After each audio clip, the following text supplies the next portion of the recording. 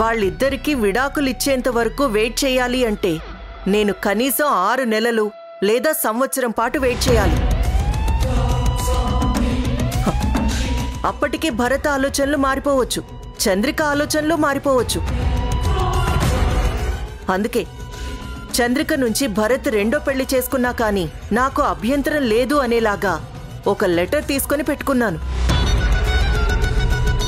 దాంతోపాటు విడాకుల పేపర్స్ మీద సంతకాలు కూడా చేయించే ఏర్పాటు కూడా చేయించేశాను.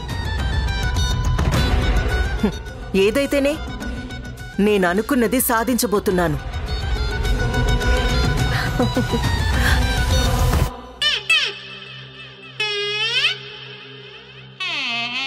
అదేంటి నీరజా, నువ్వు సంతోషించవా? నా వల్ల కాదు మేడం. ప్రతిసారి మీరిలా అంటాం, లాస్ట్ మినిట్లో మీ పెళ్ళంతా రివర్స్ అయిపోవడం, ఆ తర్వాత తొందరపడి ఒక కోయిలా ముందే కోసింది అంటూ నేనేమో పాటలు పాడడం, ఇవన్నీ అవసరం అంటారా? కాబట్టి మీ మ్యారేజ్ అయిపోయి మీ మెళ్ళో తాళి పడిన తర్వాత అప్పుడు నవ్వుతూ ఆనందంగా మిమ్మల్ని పలకరిస్తాను, సరేనా?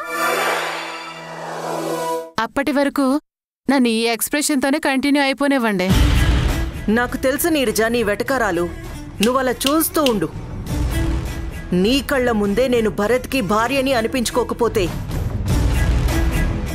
నా పేరు రుద్రాణే కాదు.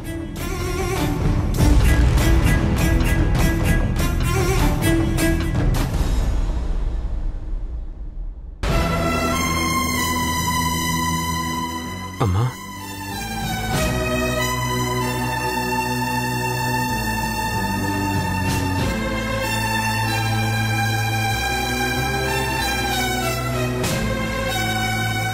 ఏంటమ్మా ఇది? అన్నీ తెలిసి మా అమ్మ నాకు అన్యాయం చేస్తుంది, దానికి సపోర్టుగా మీ అమ్మ కూడా వంత పాడుతుంది. చూసావా, వాళ్ళిద్దరూ కలిసి నీకు నాకు ఇద్దరికీ అన్యాయం చేయాలని చూస్తున్నారు.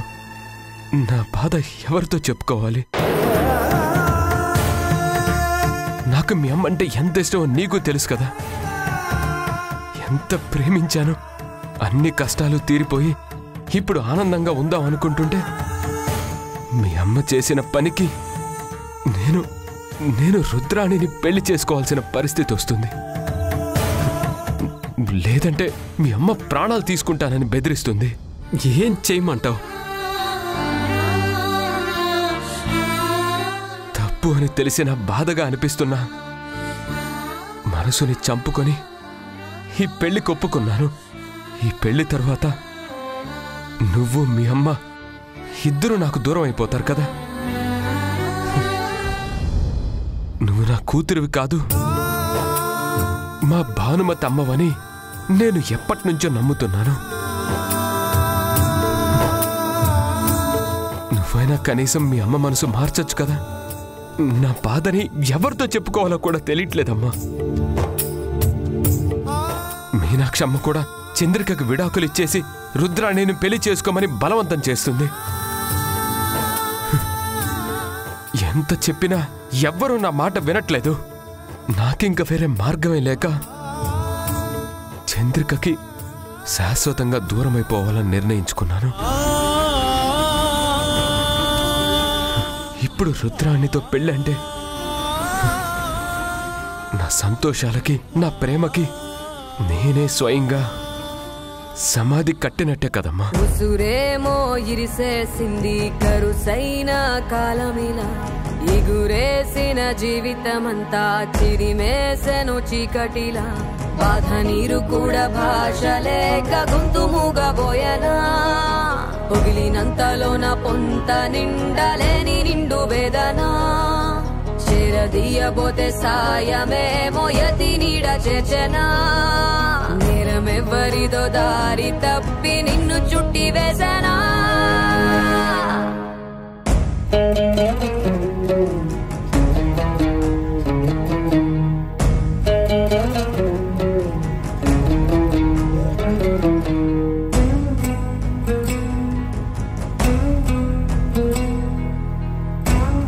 చంద్రిక, నీతో కాసేపు మాట్లాడాలి. నువ్వు ఏం మాట్లాడాలనుకుంటున్నావో నాకు తెలుసు వైశాలి. తెలుసు, అన్నీ తెలుసు. నీతో నేను ఏం మాట్లాడతానో తెలుసు, నువ్వేం చేస్తున్నావో నీకు తెలుసు. కానీ నువ్వు చేస్తున్న పని ఎంతవరకు కరెక్ట్ మాత్రం నీకు తెలియట్లేదు. నువ్వు గొప్ప త్యాగం చేశాను అనుకుంటున్నావా, లేకపోతే చాలా తెలివిగల పని చేశాను అనుకుంటున్నావా? ఇచ్చిన మాట నిలబెట్టుకున్నది అనే కీర్తి కిరీటం మీ అత్తయ్య గారిది. అత్తయ్య గారి కోసం కట్టుకున్న భర్తనే మరొక ఆడదానికి దానం చేసిన ఉత్తమ ఇల్లాలు అని నీకు కీర్తి కిరీటాలు ఇస్తారు అనుకుంటున్నావా?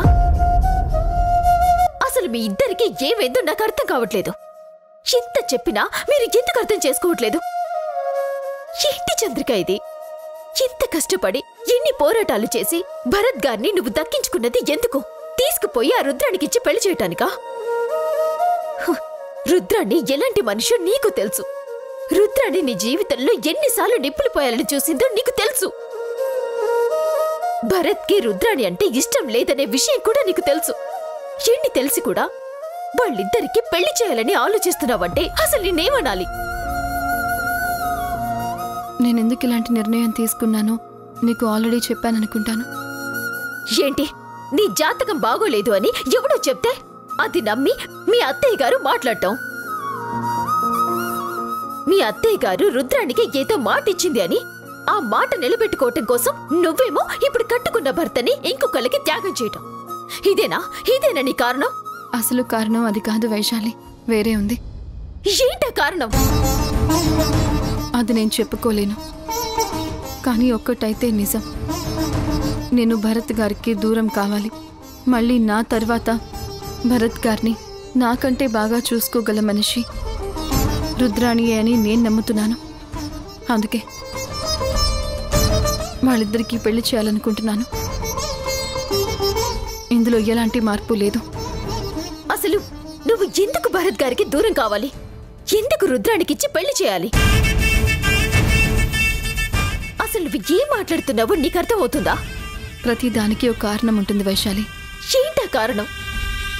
మీ అత్తయ్యకిచ్చిన మాటేనా? ఆ మాటకొస్తే అసలు మీ అత్తయ్య గారే నేనిచ్చిన మాట వదులుకుంటాను, మాట ఇచ్చింది నేను, మాట తప్పితే నన్ను తిట్టుకుంటే తిట్టుకుంటుంది అని ఏకంగా సూసైడ్ చేసుకోవటానికి ప్రయత్నం చేశారు. ఇంకా ఆవిడ మాట నిలబెట్టడం కోసం నీ సంసారాన్ని ఎందుకు నాశనం చేసుకోవాలనుకుంటున్నావో నాకైతే అర్థం కావట్లేదు చంద్రిక. నువ్వు చేస్తుందైతే అస్సలు కరెక్ట్ కాదు. కేవలం అత్తయ్య గారిచ్చిన మాట నిలబెట్టుకోవడం కోసం మాత్రమే కాదు వైశాలి, నా భర్త భవిష్యత్తు గురించి కూడా ఆలోచించి ఈ నిర్ణయం తీసుకున్నాను.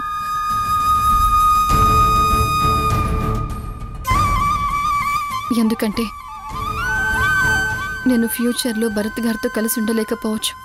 అదే ఎందుకు? ఆ పరిస్థితి ఎందుకు వచ్చింది? ఎందుకంటే నేను ఎక్కువ కాలం బతకను కాబట్టి. ఈశ్వరం హం పరమేశ్వరం యం యం కింకరం భం గంగాధరం భం భం భైరవం ఓం ఓంకారవం లం మూలధరం శమూలం. ఏం మాట్లాడుతున్నావు చంద్రిక? శంకరం వందేహం శివం వందేహం లయం ఇల్లరా శ్రీకరం వందే సుందరం దేవాసురపురం పాడే పన్నగం చూడు. అంబరం నా విశ్వంబరం రం రం ఈశ్వరం హం పరమేశ్వరం యం యం కింకరం భం గంగాధరం భం భం భైరవం